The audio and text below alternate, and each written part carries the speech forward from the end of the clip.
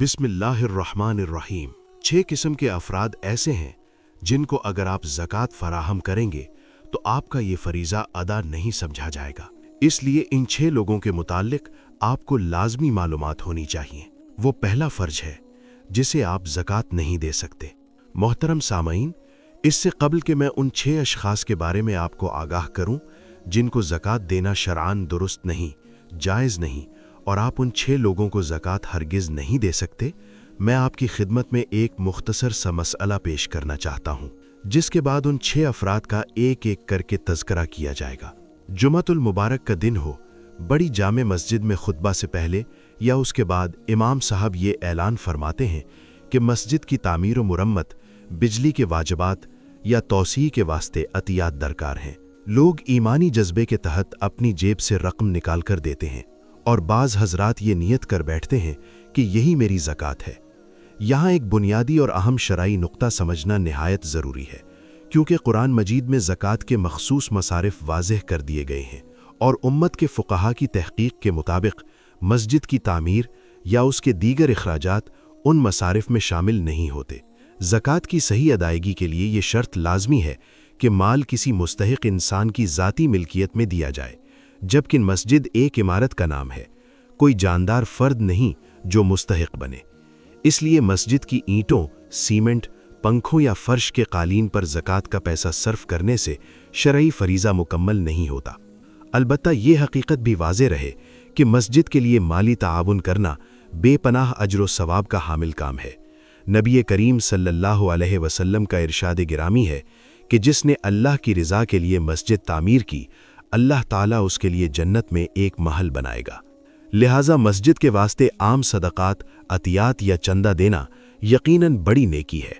अगर किसी शख्स ने भूले से ज़कात की नीयत करके रकम मस्जिद में जमा करा दी तो उसे इंशाअल्लाह आम सदक़े का सवाब तो मिल जाएगा, मगर ज़कात का फ़र्ज़ उसे दोबारा अदा करना पड़ेगा, क्योंकि उसका मसरफ़ दुरुस्त नहीं था।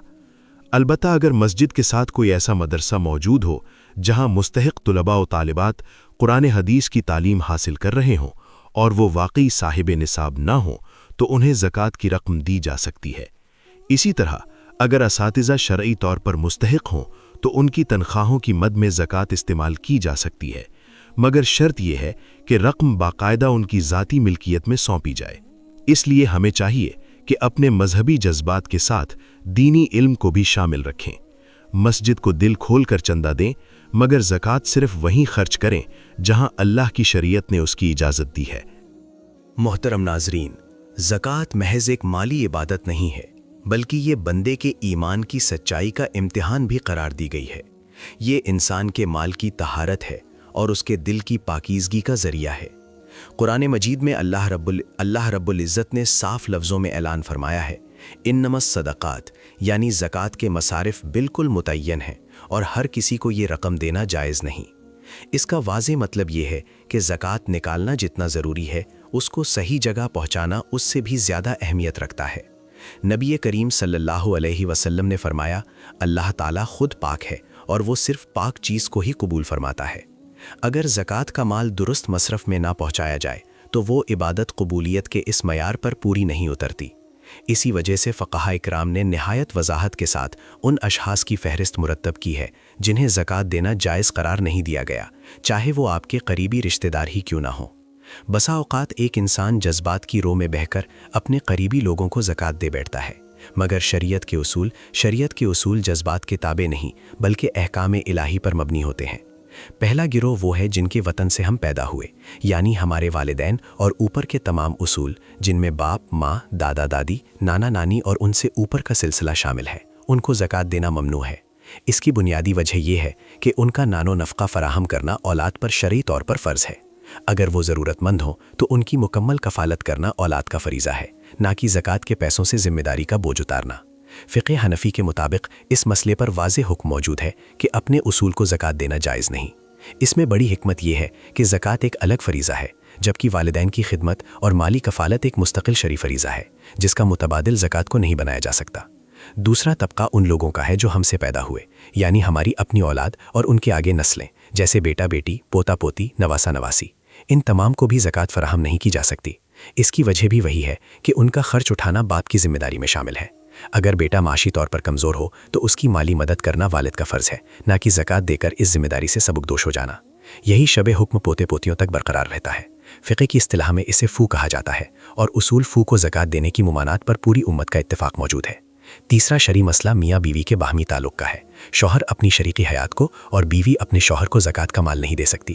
اس کی بنیادی وجہ بھی مالی ذمہ داری کا وہ نظام ہے جو اسلام نے قائم کیا ہے۔ شوہر پر اپنی بیوی کا نفقہ دینا فرض ہے، لہٰذا وہ اسے زکوٰۃ کے نام پر رقم نہیں دے سکتا۔ اسی طرح اگر بیوی مالدار ہو تو وہ اپنے شوہر کو زکوٰۃ نہیں دے سکتی، کیونکہ اس اتوازی بندھن میں مال کی ایک خاص قسم کی شراکت اور نفقہ کی ذمہ داری کا شائبہ موجود ہوتا ہے۔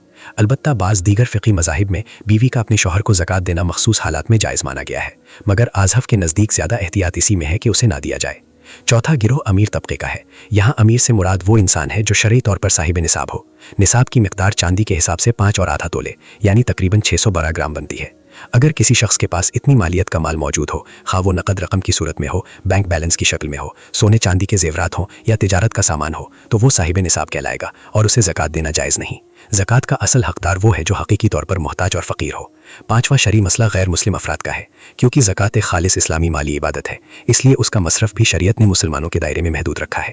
فقہائے کرام کی بڑی اکثریت کے نزدیک غیر مسلم کو زکوٰۃ دینا جائز نہیں ہے، کیونکہ قرآن نے اس کے مصارف کو مسلمانوں تک ہی مختص کیا ہے۔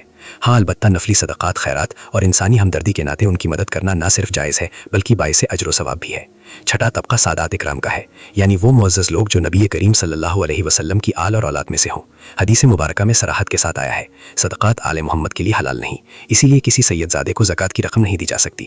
البتہ خاندان کے کچھ رشتہ دار ایسے ضرور ہیں جنہیں زکوٰۃ دینا نہ صرف جائز ہے بلکہ اس پر دوہرا ثواب ملتا ہے، جیسا کہ سسر، ساس، سالہ، سالی، دیور، خالہ، ماموں، چاچا، چاچی اور پھوپھی، بشرطے کہ وہ واقعی مستحق ہوں اور وہ خود صاحب نصاب نہ ہو۔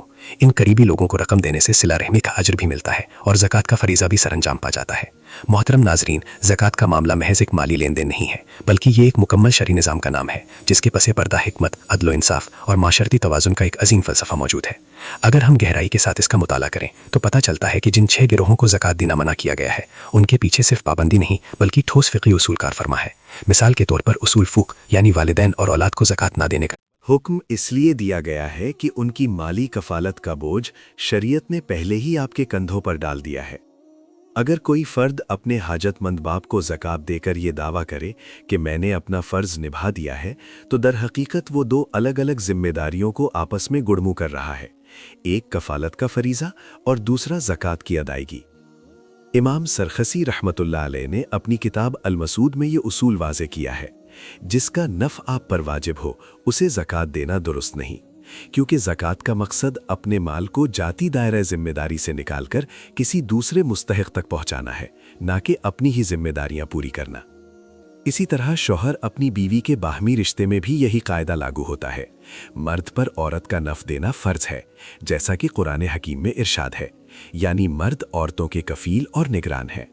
جب یہ مالی کفالت کی ذمہ داری پہلے سے موجود ہے تو زکوٰۃ دے کر اس فرض کو نبھانا صحیح نہیں۔ اگر بالفرض بیوی صاحب مال ہے اور شوہر معاشی طور پر بہت تنگ ہے تو بعض فقہا نے اس صورت میں بیوی کو شوہر کی زکوٰۃ دینے کی گنجائش دی ہے، کیونکہ شوہر کا خرچہ اٹھانا بیوی کے ذمے فرض نہیں۔ لیکن زیادہ احتیاط اور برتری اسی میں ہے کہ اس قریبی استواجی تعلق میں زکوٰۃ کی جگہ عام مالی مدد کی جائے، تاکہ زکوٰۃ کی ادائیگی کے مصرف میں کسی قسم کا کوئی شک باقی نہ رہے۔ اب آئیے امیر کی تعریف کو ذرا فقہی نقطۂ نظر سے سمجھتے ہیں۔ شریعت مطہرہ نے امیری کو صرف ظاہری ٹھاٹ باٹ سے نہیں جوڑا بلکہ اسے نصاب کے ساتھ مسلک کیا ہے۔ اگر کسی بندے کے پاس اپنی بنیادی ضروریات، جاتی گھر اور روزانہ استعمال کی چیزوں سے زائد اتنا مال ہو جو 52 تولہ چاندی کی مالیت کے برابر ہو جائے تو وہ شخص صاحب نصاب ہے۔ پھر چاہے وہ رقم بینک اکاؤنٹ میں پڑی ہو، کاروباری سامان کی شکل میں ہو، سونا چاندی ہو یا نقد پیسہ ہو، اگر اس مال پر پورا سال گزر جائے اور وہ نصاب کی حد پر برقرار رہے تو ایسا شخص زکوٰۃ وصول کرنے کا حقدار نہیں رہتا بلکہ وہ خود زکوٰۃ دینے کا مکلف بن جاتا ہے۔ اسی وجہ سے اگر کسی کو بظاہر بہت ہی زیادہ زندگی گزارتے دیکھ کر اسے مستحق سمجھ لیں مگر حقیقت میں وہ صاحب نصاب ہو تو اسے زکوٰۃ فراہم کرنے سے آپ کا فریضہ ادا نہیں ہوگا۔ فقہا نے صراحت کی ہے کہ مکمل تحقیق کے بغیر زکوٰۃ دینا درست نہیں، کم از کم یہ غالب گمان ہونا چاہیے کہ سامنے والا واقعی مستحق ہے۔ غیر مسلم کو زکوٰۃ نہ دینے کا معاملہ بھی اس عبادت کی مخصوص نوعیت سے جڑا ہوا ہے۔ زکوٰۃ اسلام کا ایک ستون ہے اور اس کے خرچ کرنے کے مقامات خود رب العالمین نے قرآن میں بیان کیے ہیں۔ سورۃ توبہ کی آیت نمبر 60 میں جو 8 مصارف بتائے گئے ہیں، ان کی وضاحت میں مفسرین اور فقہائے کرام نے یہ کہا ہے کہ یہاں مراد مسلمان فقراء اور مساکین ہی ہے۔ نبی کریم صلی اللہ علیہ وسلم نے جب حضرت معاذ بن جبل رضی اللہ تعالی عنہ کو یمن کی طرف روانہ کیا تو ہدایت فرمائی کہ انہیں بتاؤ کہ اللہ نے ان کے مالوں میں صدقہ فرض کیا ہے جو ان کے مالداروں سے وصول کیا جائے گا اور انہی کے غریبوں میں تقسیم کر دیا جائے گا۔ اس حدیث مبارکہ میں فقراء سے مراد مسلمان حاجت مند ہیں۔ البتہ اسلامی تعلیمات انسانی ہمدردی سے ہرگز خالی نہیں۔ اگر کوئی غیر مسلم پڑوسی یا رشتہ دار ضرورت مند ہے تو اس کی مدد نفلی صدقہ اور خیرات کے ذریعے کی جا سکتی ہے اور اس پر ثواب بھی ملے گا، لیکن فرض زکوٰۃ کا دائرہ کار مخصوص ہے۔ اب سادات کا معاملہ بہت ہی حساس اور نہایت احترام والا ہے۔ سادات وہ نفوس قدسیہ ہیں جو حضرت فاطمہ رضی اللہ تعالی عنہا کی نسل مبارک سے ہوں۔ حدیث صحیحہ میں بالکل واضح الفاظ موجود ہیں کہ صدقات آل محمد کے لیے حلال نہیں۔ نبی کریم صلی اللہ علیہ وسلم نے ارشاد فرمایا، یہ صدقات دراصل لوگوں کے مال کا میل کچیل ہے، یہ محمد اور آل محمد کے لیے جائز نہیں قرار دیے گئے۔ اس کی حکمت علماء دین نے یہ بیان کی ہے کہ اہل بیت اطہار کا مقام و مرتبہ بلند رکھا جائے اور ان کی معاشی کفالت کے لیے بیت المال میں سے خمس وغیرہ کا الگ الگ نظام رکھا گیا تھا۔ اس لیے اگر کوئی سید زادہ محتاج بھی ہو تو اسے زکوٰۃ نہیں دی جائے گی، بلکہ دیگر ذرائع سے ان کی خدمت کی جائے گی۔ اس کے برعکس کچھ رشتہ دار ایسے ہیں جنہیں زکوٰۃ دینا زیادہ بہتر ہے، کیونکہ اس میں دوہرا اجر ملتا ہے، ایک زکوٰۃ کی ادائیگی کا اور دوسرا صلہ رحمی کا۔ نبی کریم صلی اللہ علیہ وسلم نے فرمایا، کسی عام مسکین کو صدقہ دینا ایک نیکی ہے، لیکن اپنے رشتہ دار کو دینا دگنا اجر رکھتا ہے، یعنی صدقہ بھی اور صلہ رحمی بھی۔ چنانچہ آپ کے سسر، ساس، سالہ، سالی، دیور، خالہ، ماموں، چاچا چاچی یا پھوپھی اگر خود صاحب نصاب نہ ہوں اور واقعی ضرورت مند ہوں تو انہیں زکوٰۃ دی جا سکتی ہے، بلکہ ان کا حق دوسروں سے پہلے بنتا ہے۔ محترم ناظرین، اب ذرا اس معاملے کو عملی زندگی کے پہلو سے دیکھتے ہیں، کیونکہ اصل امتحان وہی ہوتا ہے کہ اکثر لوگ زکوٰۃ نکالتے ہوئے صرف رقم کے حساب اور کتاب میں بہت احتیاط برتتے ہیں، مگر مصرف کے معاملے میں سستی کر جاتے ہیں۔ ہمیشہ یاد رکھیں کہ زکوٰۃ کی ادائیگی میں نیت کے ساتھ ساتھ اس کا صحیح جگہ خرچ ہونا بھی لازمی شرط ہے۔ اگر آپ نے کسی غلط مصرف میں رقم دے دی تو مال تو آپ کے پاس سے نکل گیا، مگر فرض فریضہ ادا نہ ہو سکا۔ فقہاء اکرام نے لکھا ہے کہ اگر زکوٰۃ دینے کے بعد یہ ثابت ہو جائے کہ لینے والا صاحب نصاب تھا یا ان ممنوعہ طبقات میں سے تھا تو زکوٰۃ کی دوبارہ ادائیگی لازم ہوگی۔ اس لیے مکمل تحقیق، پوچھ گچھ اور دلی اطمینان نہایت ضروری ہے۔ یہ کوئی بدگمانی نہیں بلکہ اپنی عبادت کی حفاظت ہے۔ ایک اہم نقطہ یہ بھی ہے کہ بعض افراد اپنے محتاج والدین یا اپنی اولاد کو زکوٰۃ دینے کی نیت صرف اس لیے کرتے ہیں کہ ان پر اپنی جیب سے خرچ کرنا گرا گزرتا ہے۔ یہ سوچ اور یہ رویہ انتہائی خطرناک ہے۔ والدین کی خدمت اور ان کی کفالت قرآن کا براہ راست حکم ہے۔ اگر والدین تنگ دست ہوں تو ان پر اپنا مال خرچ کرنا زکوٰۃ دینے سے بھی بڑے اجر کا موجب ہے، کیونکہ یہ آپ پر فرض عین ہے۔ اسی طرح اپنی اولاد کی کفالت بھی والد کی بنیادی ذمہ داری ہے۔ جو شخص اپنی یہ ذمہ داریاں زکوٰۃ کے پیسے سے پوری کرنا چاہتا ہے وہ دراصل عبادت کو اپنی سہولت کا ذریعہ بنا رہا ہے، جبکہ حقیقی عبادت تو قربانی کا تقاضا کرتی ہے۔ امیر اور صاحب نصاب کی شناخت میں بھی ہمیں جذباتی ہونے کے بجائے اصولی ہونا ہوگا۔ بعض لوگ اپنی ظاہری سادگی کی بنا کر خود کو مستحق بنا کر پیش کرتے ہیں، مگر حقیقت میں ان کے پاس سونا، جائیداد، کاروباری انویسٹمنٹ یا بینک بیلنس نصاب سے کہیں زیادہ ہوتا ہے۔ اگر کسی کے پاس 52 تولہ چاندی کی مالیت کے برابر مال ہے اور وہ اس کی بنیادی زندگی کی ضرورتوں سے زائد ہے تو زکوٰۃ لینے کا صحیح حقدار نہیں۔ آج کے دور میں کیونکہ چاندی کی قیمت سونے کے مقابلے میں کم ہے، اس لیے نصاب کی حد بہت جلد پوری ہو جاتی ہے۔ اسی وجہ سے اب تحقیق کی اہمیت اور بھی بڑھ گئی ہے۔ اگر کسی کے بارے میں شک ہو تو براہ راست اس سے پوچھنے کے بجائے کسی معتبر اور تیسرے ذریعے سے معلومات لی جا سکتی ہے۔ غیر مسلم اور سادات کے مسئلے میں بھی ہمیں اعتدال قائم رکھنا چاہیے۔ اگر کوئی غیر مسلم پڑوسی بھوکا ہو تو اسلام ہمیں اسے بے حسی برتنے کی تعلیم نہیں دیتا، بلکہ اس کی مدد کرنے کا حکم دیتا ہے۔ لیکن یہ امداد نفلی صدقہ سے ہونی چاہیے، زکوٰۃ سے نہیں۔ اسی طرح اگر کوئی سید زادہ تنگ دستی کا شکار ہے تو ان کی عزت نفس کا پورا لحاظ رکھتے ہوئے انہیں ہدیہ یا عام مالی تعاون پیش کیا جائے، کیونکہ اللہ کی شریعت نے ان کے بلند مقام کی خاطر ان پر زکوٰۃ کو ممنوع قرار دیا ہے۔ اللہ تعالی ہم سب کو ان باتوں پر عمل کی توفیق عطا فرمائے، آمین یا رب العالمین۔ اگر پیغام اچھا لگا ہو تو ہمارے اس چینل کو ضرور سبسکرائب کریں۔